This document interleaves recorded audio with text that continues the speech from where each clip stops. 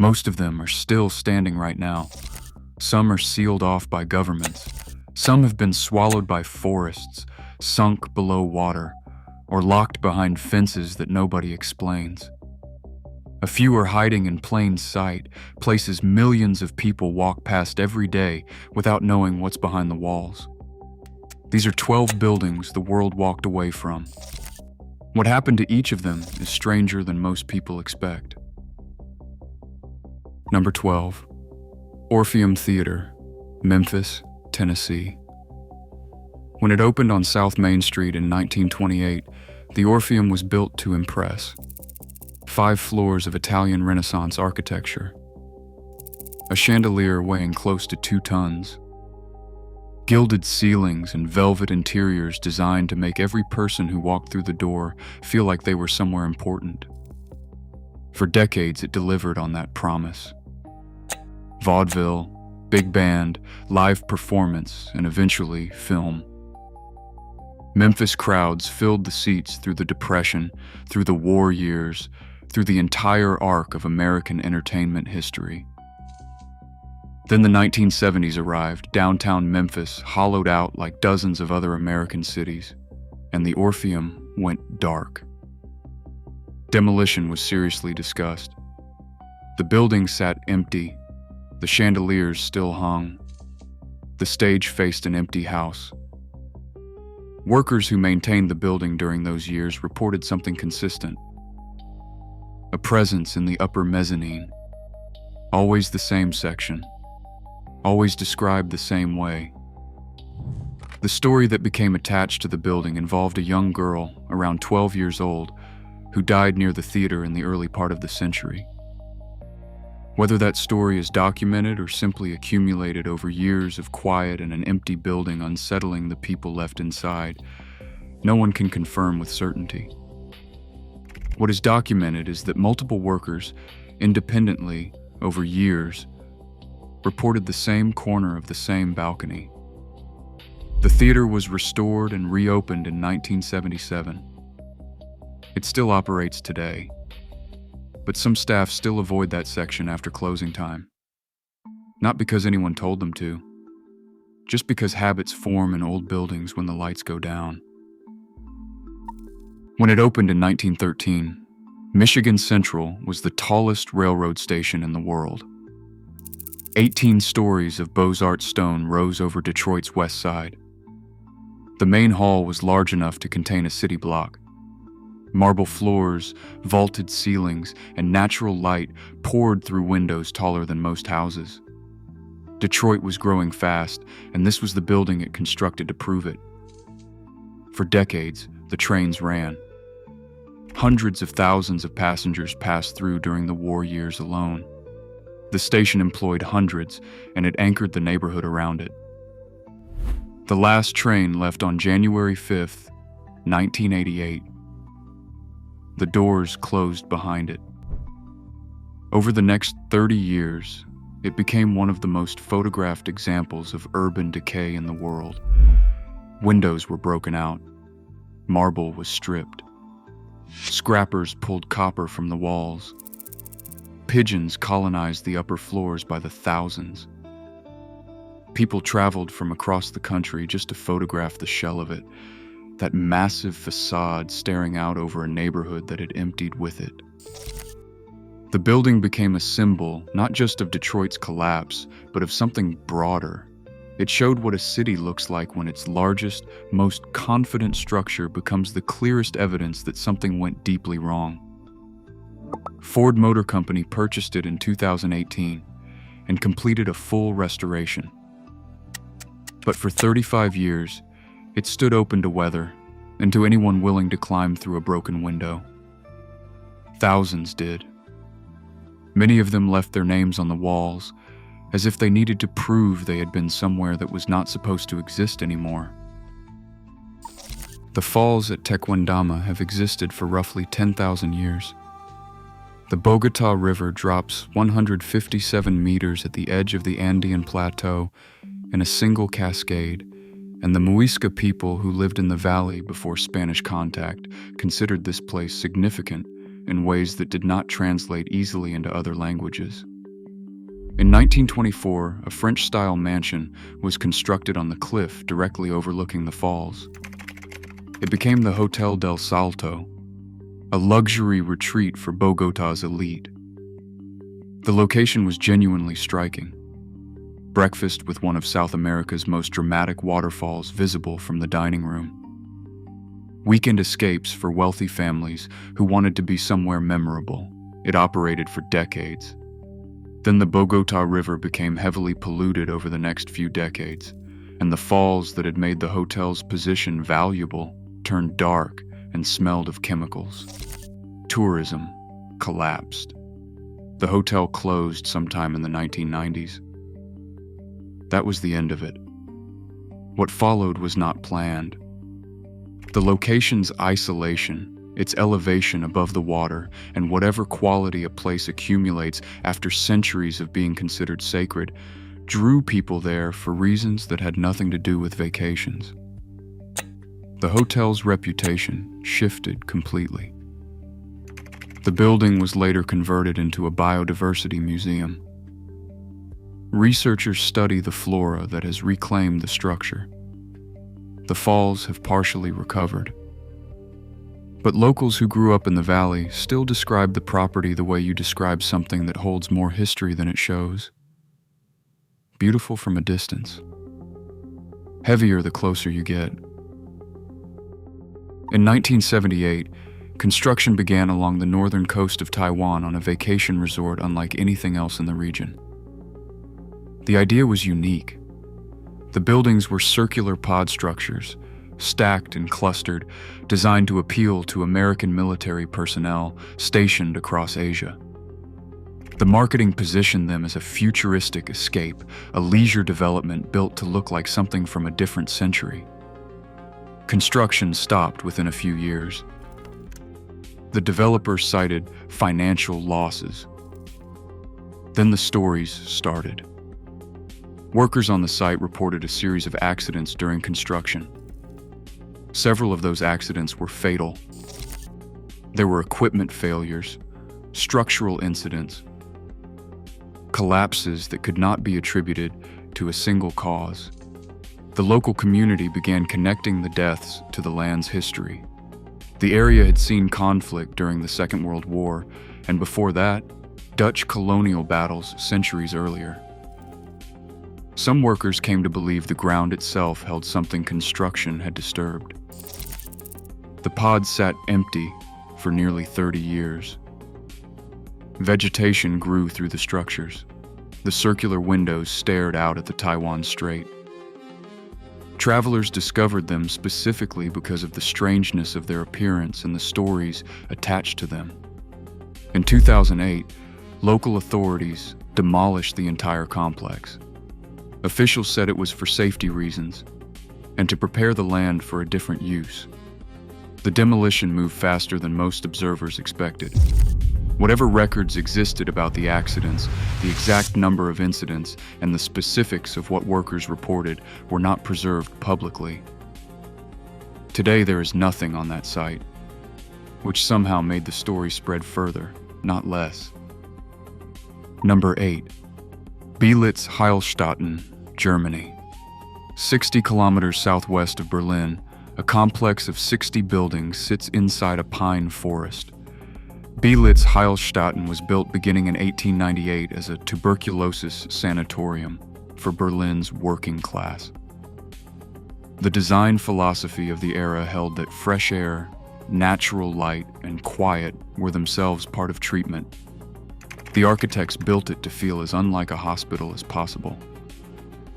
In 1916, a young corporal was brought here after being wounded at the Somme. He recovered in these wards over 2 months, then returned to the front. His name was Adolf Hitler. The complex treated German soldiers through both world wars. After 1945, Soviet forces occupied the facility and used it as a military hospital for Red Army troops stationed in East Germany. It remained under Soviet control until 1994, when the last Russian soldiers left and the buildings were abandoned. What remained were 60 structures in varying stages of decay, scattered through a forest that had spent decades growing undisturbed around them. The architecture was intact. Wards, corridors, operating theaters, tall windows looking out at the pines, but stripped, empty, and slowly being dismantled by the forest from outside. The site became one of the most visited urban exploration destinations in Europe. A treetop walkway was eventually installed above part of the complex, allowing visitors to look down at the rooftops below. The buildings are still there, still decaying, still inside the forest, still carrying the weight of everything that happened inside them across 120 years. A treetop walkway above the ruins of a place where history turned several times before most people were paying attention. High in the Balkan Mountains, at 1,441 meters elevation, there is a building that looks like a spacecraft that landed and decided to stay. The Buzludzha Monument was completed in 1981 by the Bulgarian Communist Party as a monument to Bulgarian socialism. Construction took 7 years and involved labor from soldiers and workers across the country. The interior was covered entirely in elaborate mosaics depicting party history and ideological heroes. It was the most expensive monument ever built in Bulgaria. 8 years later, communism in Bulgaria collapsed. The party dissolved. Buzludzha was closed and abandoned in 1989. Within a decade, metal thieves had stripped the copper roof. The mosaics were vandalized. Wind, snow, and freezing temperatures at that altitude accelerated the deterioration every winter. The entrance was sealed. Someone spray-painted a message across the concrete in Bulgarian and in English.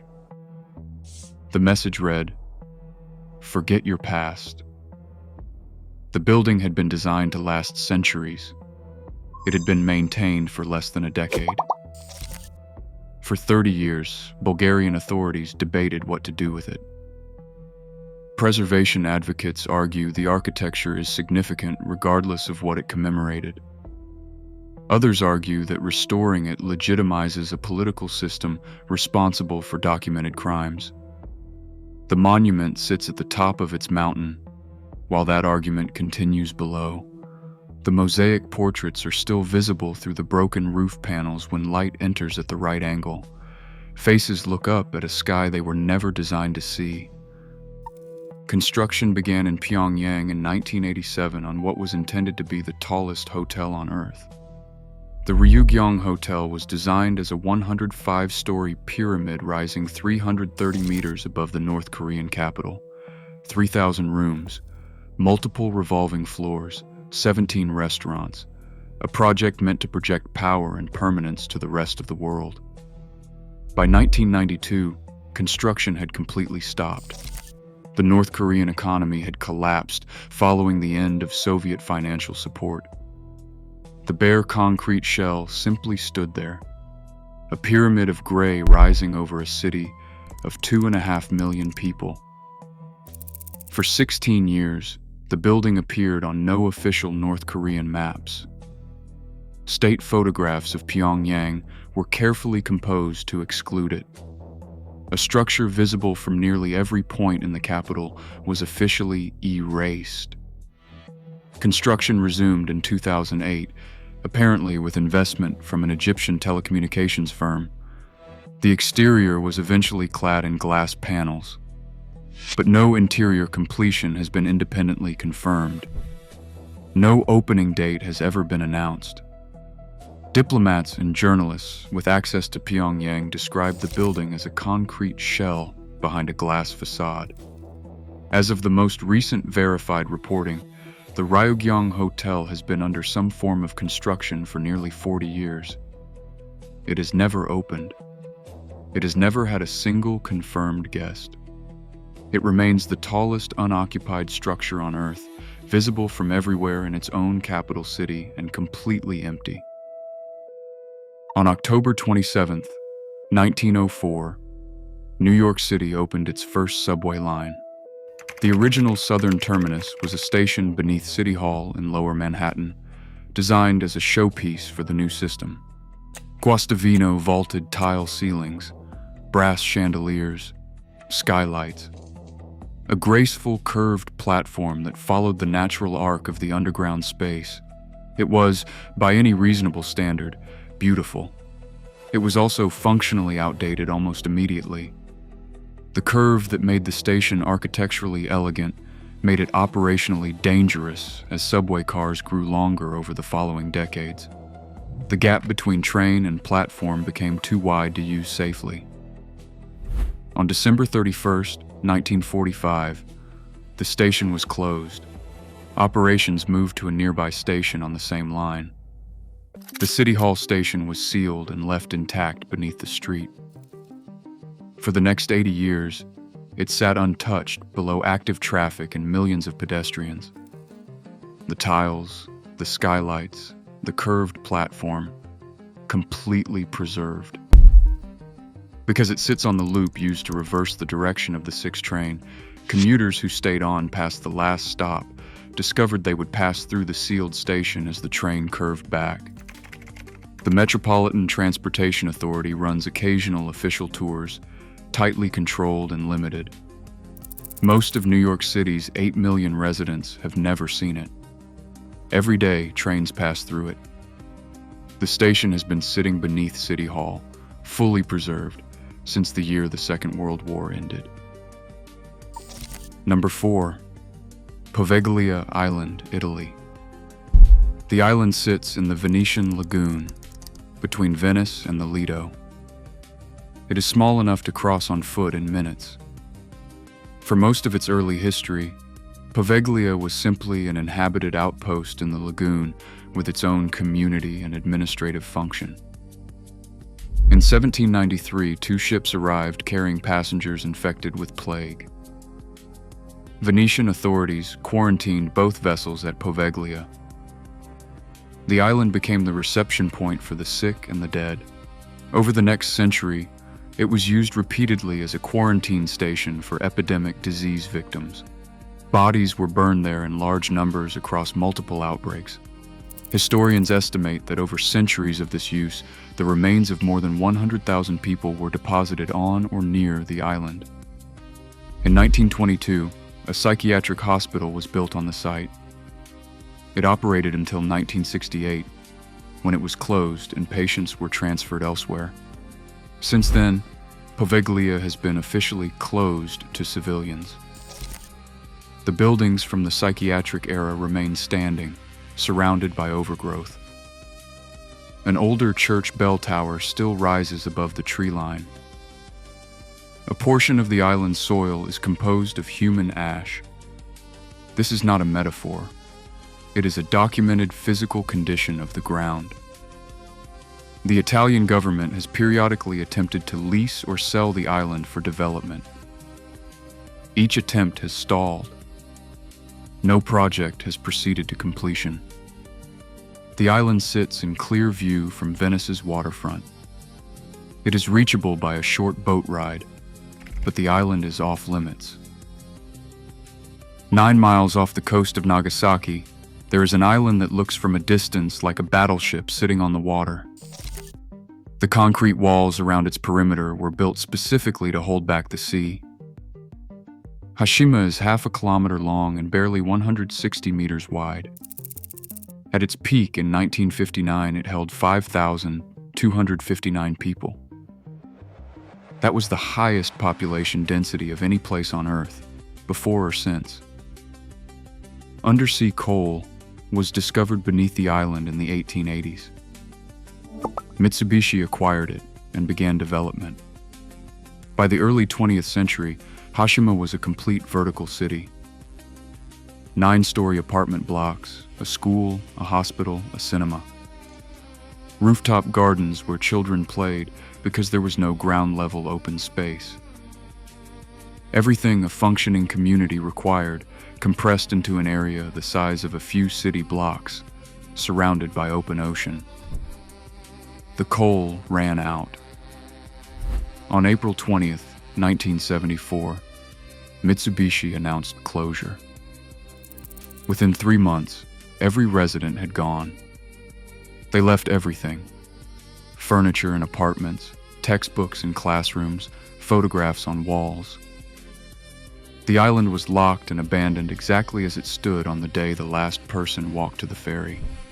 For decades, the concrete deteriorated in the sea wind.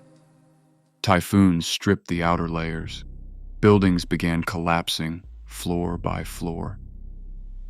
Hashima became a UNESCO World Heritage Site in 2015.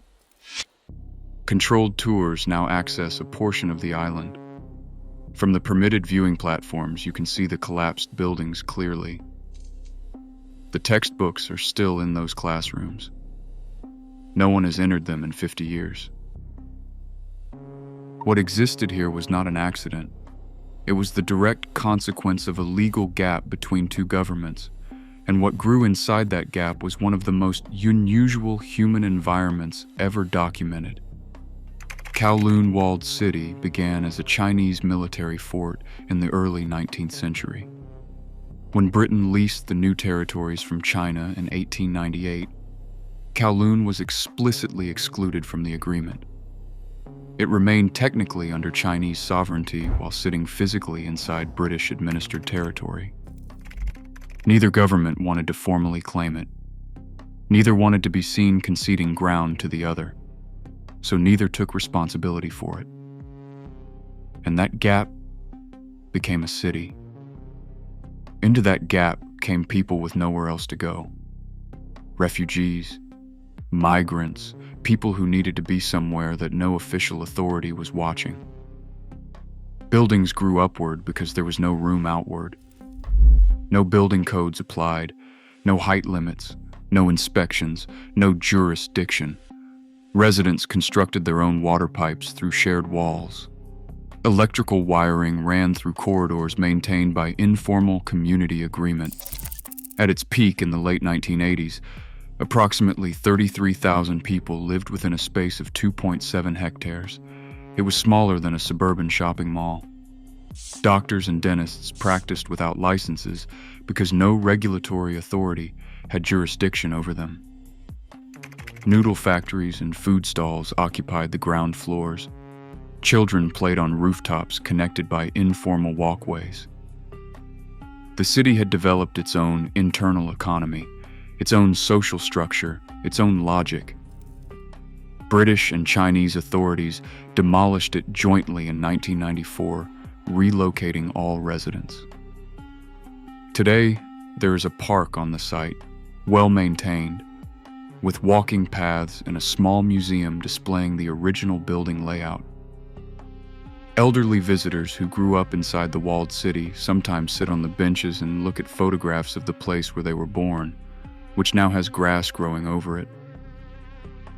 Number 1. Chernobyl Exclusion Zone, Ukraine. On April 26, 1986, reactor number 4 at the Chernobyl nuclear power plant exploded during a safety test. It was a steam explosion, followed by a graphite fire that burned for 10 days and spread radioactive material across much of Europe. The amount of radiation released was equivalent to roughly 400 times that of the bomb dropped on Hiroshima. The city of Pripyat had been built specifically to house the plant's workers and families. The population was around 50,000, and the distance from the reactor was under 3 kilometers. Residents were told the evacuation was temporary. They had 2 hours to gather essentials. They left food on kitchen tables, toys on floors, photographs on walls. They took almost nothing because they expected to be back within days. They never came back. A 30-kilometer exclusion zone was established and has been maintained in various forms ever since. Approximately 400 workers still rotate through the site, maintaining the plant and its containment structures. A new steel confinement structure was completed in 2016 and placed over the remains of Reactor 4. But the residential areas, Pripyat and the surrounding villages, have been uninhabited by civilians since 1986. The forest has grown back through the streets. Trees push through gymnasium floors. The Ferris wheel in Pripyat's amusement park was never used. The park had been scheduled to open on May 1st, 5 days after the explosion. The Ferris wheel still stands among the trees. Scientists estimate full decontamination of some areas will take hundreds of years. Others may take 20,000 years. Tourism operates in the outer zone. Visitors walk through Pripyat in small groups. They photograph the school, the swimming pool, the Ferris wheel. The personal belongings are still there because no one ever came back to collect them. Someone's life is still sitting on someone's kitchen table 39 years later, exactly where they left it. 12 buildings, some sealed by governments, some just left behind. The world moved on. They didn't.